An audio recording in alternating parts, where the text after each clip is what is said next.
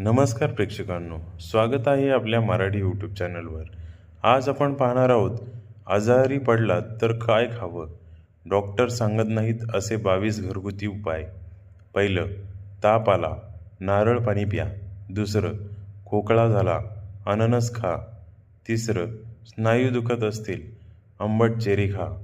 चौथं, सर्दी फ्लू झाला, हाडांचा सूप म्हणजे बोन ब्रॉथ प्या।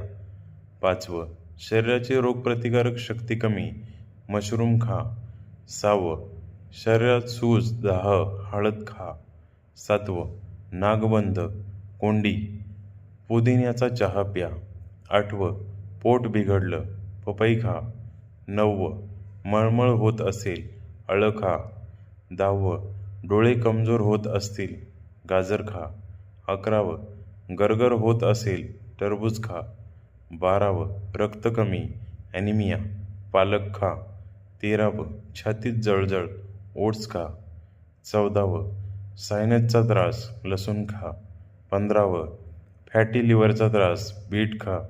16वं, सांधेदुखी, अक्रोड खा। 17वं, कोरडी त्वचा, अवाकोडो खा।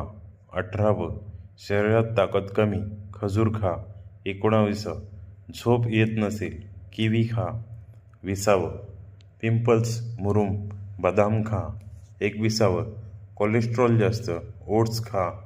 22वं, तोंडाची दुर्गंधी, सफरचंद खा। लक्षात ठेवा, हे साधे घरगुती उपाय आहेत। जास्त त्रास झाला तर डॉक्टरला दाखवणं गरजेचं आहे। अशाच नवनवीन माहितीसाठी आपल्या चॅनलला लाईक, सबस्क्राईब, शेअर आणि कमेंट्स करायला नक्की विसरू नका। धन्यवाद।